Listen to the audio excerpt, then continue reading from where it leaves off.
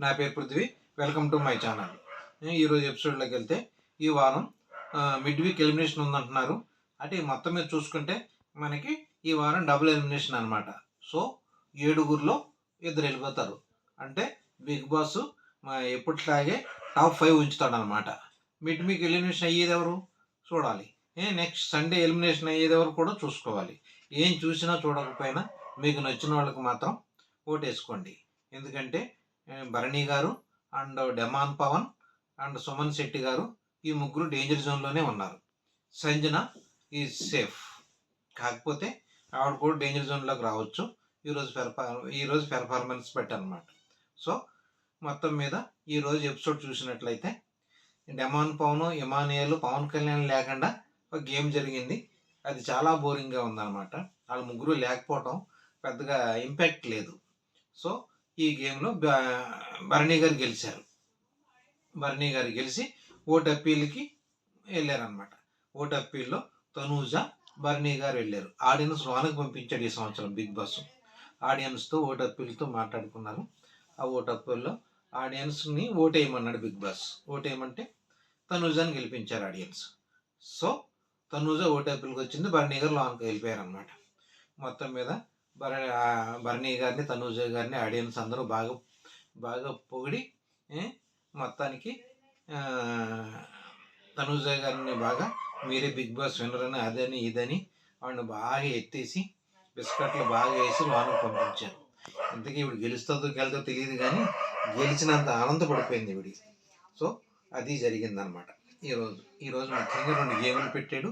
2 గేముల్లో demon Pavan and Emmanuel లీడింగ్లో ఉన్నారు. ఆ లీడింగ్లో ఉన్న వాళ్ళకి మళ్ళీ వీళ్ళందరూ ఓటేసి తీసేశారు. సో వాళ్ళందరినీ తీసేయడం వల్ల ఎవరు భరణి గారు, తనూజ గారు లీడింగ్లోకి వచ్చారు. వీళ్ళిద్దరూ లీడింగ్లోకి రావడం ఓటు అప్పీల్కి ఛాన్స్ వచ్చిందనమాట వీళ్ళకి. సో అది జరిగిందనమాట. ఈరోజు ఈ వీక్ ఓటింగ్ చూసుకున్నట్లయితే యాజ్ యూజువల్గా తనూజ గారు ఉన్నారు. సెకండ్ ప్లేస్లో డెమాన్ పవన్ ఉన్నాడు. థర్డ్ ప్లేస్లో ఇమానియల్కి వచ్చాడు. డెమాన్ పవన్ సెకండ్ ప్లేస్లోకి వెళ్ళిపోయాడు. ఇమానియల్ థర్డ్ ప్లేస్లోకి వచ్చాడు. ఫోర్త్ ప్లేస్లో సంజన గారు ఉన్నారు. ఫిఫ్త్ ప్లేస్లో భరణి గారు ఉన్నారు. Last and least Suman Shetty గారు ఉన్నారు. ఒకళ్ళు మిడ్ వీక్ ఎలిమినేషన్ అయితే బహుశా సుమన్ శెట్టి గారు వెళ్ళిపోవచ్చు. ఆయన ఏ లక్ ఆపుతుంది ఆయన ఎప్పుడు వెళ్ళిపోవాలి. మరి ఈసారి ఆపుదా చూడాలి. ఎందుకంటే మొన్న వీక్ వెళ్ళిపోవాలి. ఎందుకంటే రీతు చౌదరి వెళ్ళిపోవడం కన్నా సుమన్ శెట్టి గారు వెళ్ళిపోతారు అనుకున్నారు అందరూ. But Ritu Chowdary bad luck, Suman Shetty luck అనమాట. మరి ఈసారి మరి భరణి గారు వెళ్తారా అండ్ సుమన్ శెట్టి గారు వెళ్తారో చూడాలి. ఎందుకంటే అమాయకంగా ఉంటున్నాడు ఆయన. ఈ 2 రోజుల నుంచి గేమ్లు ఏమీ లేవు. గేమ్ ఏమి ఆడలేదు ఆయన. లాస్ట్ని వస్తున్నాడు ఆయన. ఏం లేదు గేమ్ అయితే. గేమ్స్ పరంగా పెర్ఫార్మెన్స్ అయితే ఏమీ లేదనమాట. సో భరణి గారు బాగానే ఆడుతున్నారు గేమ్. ఇమానియల్కి తాను ఎలిమినేషన్ అయిపోతానని టెన్షన్ మొదలైందనమాట. ఎందుకంటే తను కెమిడియన్. ఈ 9 సీజన్లో ఒక కెమిడియన్ కూడా వెళ్ళలేదు. ఒక అవినాష్ టాప్ 5కి వెళ్ళాడు తప్పితే ఇంకెవరూ రాలేదు. ఆ టెన్షన్ ఇమానియల్కి బాగా కనపడుతుంది. ఎందుకంటే తను టాప్ 3 కానీ టాప్ 4లో ఉంటానని తనకు తెలియదు కాబట్టి, ఓటింగ్ అలా పడుతుంది కాబట్టి తనకి టెన్షన్ పడుతుంది. మనకు తెలుసు ఆ విషయం, ఆయనకు తెలియదు కాబట్టి చాలా టెన్షన్లో ఉన్నాడు. అందరినీ బతిమాలుతుంది, ఆ టెన్షన్ పడిపోతున్నాడు. ఎలాగైనా గెలవాలని తాపత్రయం కనపడుతుంది. టెన్షన్ బాగా ఉంది. మొత్తం మీద ఇమానియల్ పరిస్థితి అది. డెమాన్ పవన్ కూడా పరిస్థితి ఆటోమేటిక్గానే ఉంది. టాప్ 5లో ఉంటాడా ఉండడా, డెమాన్ పవన్ ఉంటాడా, భరణి గారు ఉంటారా అది చూడాలి. ఒకవేళ భరణి గారు వెళ్ళిపోతే సంజన గారు పోటీ చేస్తారు డెమాన్ పవన్కి.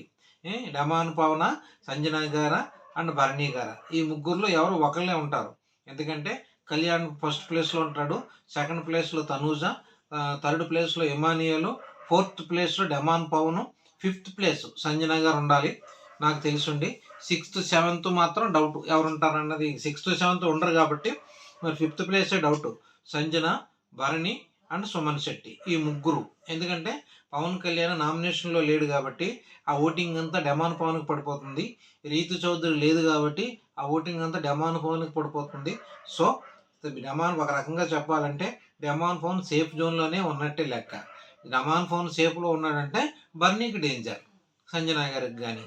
సో అది చూసుకోవాలి. మొత్తం మీద ఇన్ని టెన్షన్ల మధ్య ఉంది. టికెట్ ఫెనీలో గెలడం వల్ల కళ్యాణ్‌కి ఒరిగింది ఏమీ లేదు. ఎందుకంటే ఓటప్పీలు వస్తదో రాదో లేదో తెలీదు. టికెట్ ఫినాల్‌లో అంత కష్టపడి అన్ని గేమ్‌లాడి అన్ని అవస్థలు పడి టికెట్ ఫైనల్‌లోకెళ్ళాడు. అటువంటి వ్యక్తికి మొత్తం మీద ఓటప్పీలు మాత్రం ఇవ్వాలి. ఇవ్వకపోతే ఇబ్బందిగానే ఉంటది. ఎందుకంటే అది చాలా దారుణంగానే ఉంటది. ఎందుకంటే ఒక సామాన్యుడు అసామాన్యంగా టికెట్ ఫినాల్లో గెలవడం అనేది మామూలు విషయం కాదు. అతనికి ఓటింగ్ లేదు, ఏమీ లేదు. మామూలుగా వచ్చాడు. ఫస్ట్ 2 వీక్స్ ఉంటాడా, ఉండడా అని అనుకున్నారు అందరూ పవన్ కళ్యాణ్‌ని. కాకపోతే 3 వీక్స్ నుంచి అందుకున్నాడు. అందుకోవడం ఇప్పటి వరకు తగ్గలేదు. ఎలా తగ్గలేదంటే నువ్వా నేనా అన్న దానికి పొజిషన్‌లోకి వెళ్ళిపోయాడు. So great. ఒక సామాన్యుడు. ఇలాంటి వాళ్ళు బిగ్ బాస్ విన్నర్ అవ్వడం అన్నది చాలా బావుంటది. ఎందుకంటే చెప్పుకోవడానికి బావుంటది. అతనేమి తనూజలాగా, ఇమానియల్ లాగా సెలబ్రిటీ కాదు. భరణి గారిలాగా, సుమన్ శెట్టి గారిలాగా వీళ్ళందరూ సెలబ్రిటీస్. పవన్ కళ్యాణ్ మామూలు నార్మల్ పర్సన్. ఒక మధ్య తరగతి కుటుంబానికి చెందిన పవన్ కళ్యాణ్ మామూలు సామాన్యంగా ఉన్నాడు. వాళ్ళ నాన్న కూడా ఒరేయ్ నాన్న నువ్వు టైటిల్‌కి వెళ్ళడం గొప్ప కాదురా! నీ పేరు నిలబెట్టరా, మన ఊరు పరువు నిలబెట్టరా అని చెప్పాడు. బిగ్ బాస్ గెలవరా అని కూడా చెప్పలేదు. ఇమానియల్‌కి కూడా అవకాశం లేదు. డమాన్ పవన్‌కి అవకాశం లేదు. ఎటొచ్చే అవకాశం ఉన్నది తనూజకి, పవన్ కళ్యాణ్‌కి. సో మీరు ఆలోచించి ఓటేయండి. మీకు ఎవరు నచ్చితే ఆళ్ళకి ఓటెయ్యాలి. ఈళ్ళకేయమని ఆళ్ళకేయమని చెప్పడం కరెక్ట్ కాదు కాబట్టి మీరు నచ్చిన వాళ్ళకి ఓట్లేసేసుకోండి. ఇప్పుడు నుంచే ఓట్లేసుకోండి. ఈ వారం నుంచి లెక్కలోకి వస్తదంటున్నారు.